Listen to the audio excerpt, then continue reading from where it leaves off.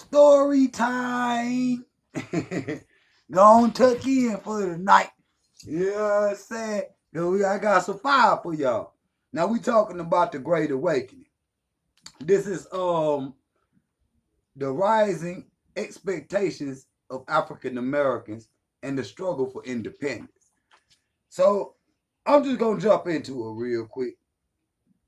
As the preceding quote indications of African Americans of the 1770s understood after the revolution through their time when a large minority of a minority of Americans, majority of Americans, white in population, demanded independence from Britain on the basis of natural human rights and freedom. Many black Americans settled their rights to be liberated from slavery. It took a monumental change in outlook for earlier ages, for earlier groups, and perceived freedom as a right, just as monumental was the drawing awareness among the white people. Now, peep this now of the contradicting of the claim of freedom for themselves and denying it to others. Hold on. In contradiction of claiming freedom for themselves from Britain, the white Americans, and then deny freedom to others. So that's the contradiction in America right there. Okay, the Great Awakening had nurtured humanitarian opposition to slavery, but secular throughout the rooted European Enlightenment, shaping a revolution in America. According to the Enlightenment, all humans had a natural God-given right that could not be taken away from them without consent. Hold on. That could not be taken away from them without consent. In 1777, the African American petitioners accepted this enlightenment to shape the revolutionary course of the 18th century. The French Indian War fought between 1754 and 1763 made America's struggle for independence possible. The outcome of the war, which pitted the British Americans and their American Indian allies amongst the French and Indian allies, created a volatile situation.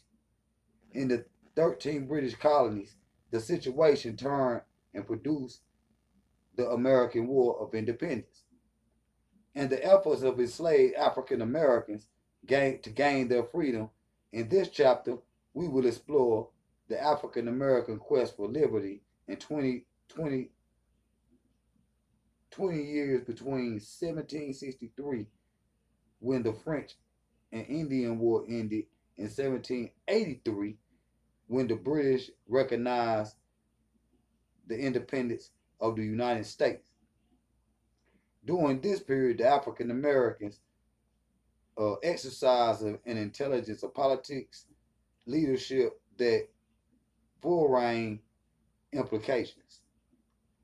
A few black writers and scientists emerged and black soldiers fought in battle.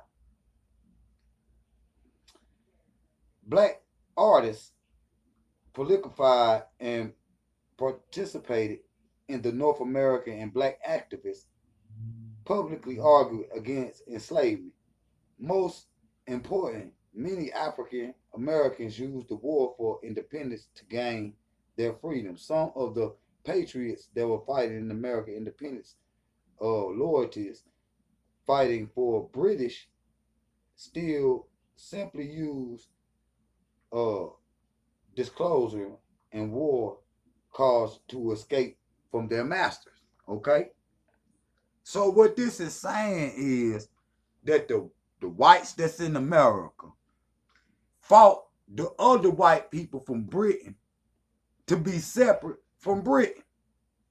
And then they had to fight their own people to go back home so they can rule America. But the Indians and the French had a war. And then the Indian and the Spanish had a war. Then the Indians and the British had a war. And then they all had wars against one another, fighting over this one territory. But what they don't tell you, like the Mexicans always say, Mexico is a part of the United States. And what they saying is true. California and all the way up to what's that, Washington State. You see what I'm saying? That was all Utah, that was all Mexico. But a black man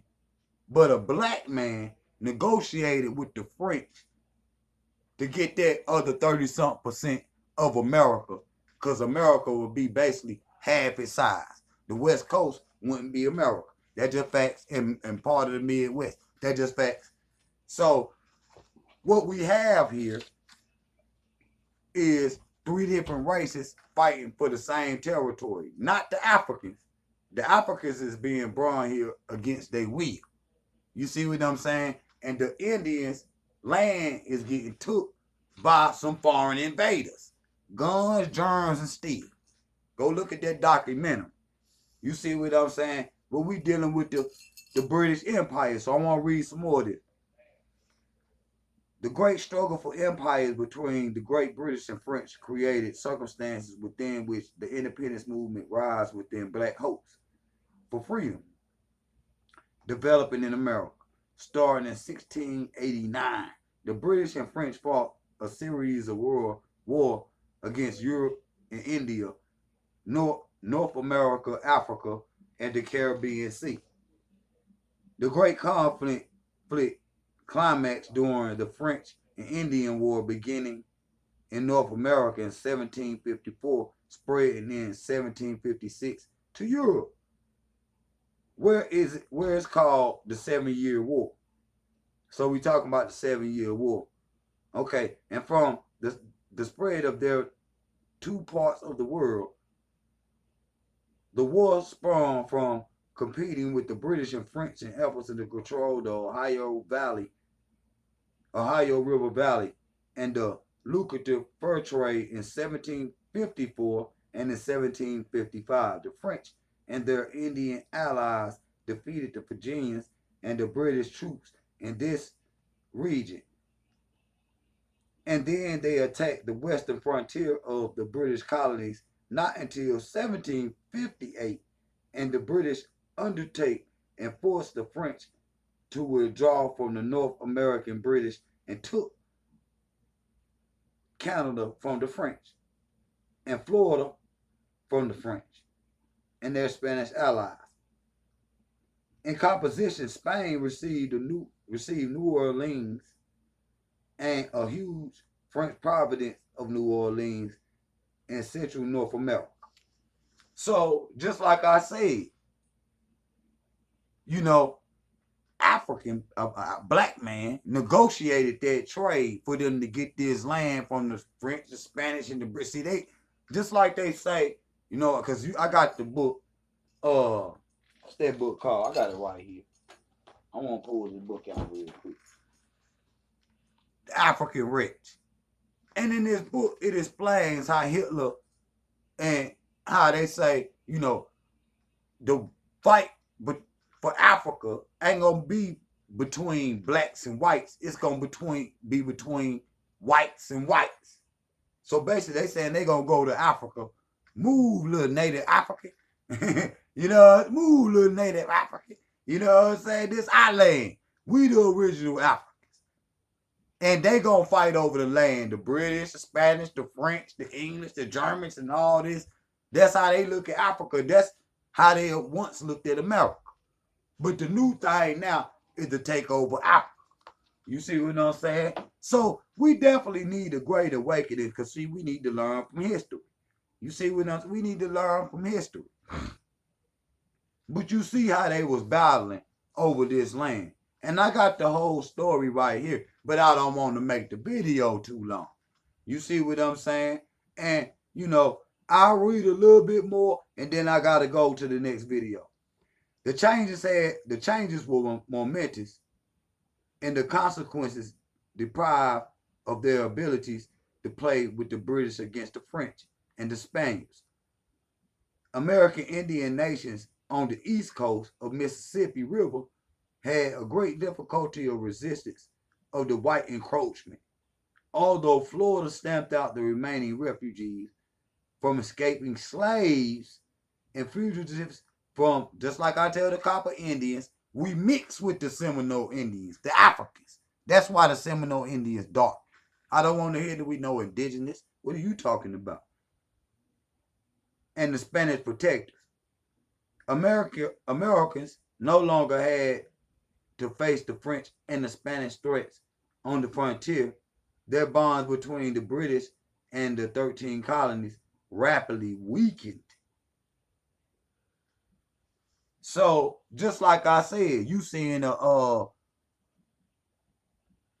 culture being overtaken by foreign people, but then they bringing another foreign people in to work the land and to build the country. So we're dealing with the great awakening of a people and the crisis of the British Empire. So I'll be right back, family. Come with another video. Drop out, y'all. Like, subscribe, and share, and all the little pages. Love y'all. Drop out.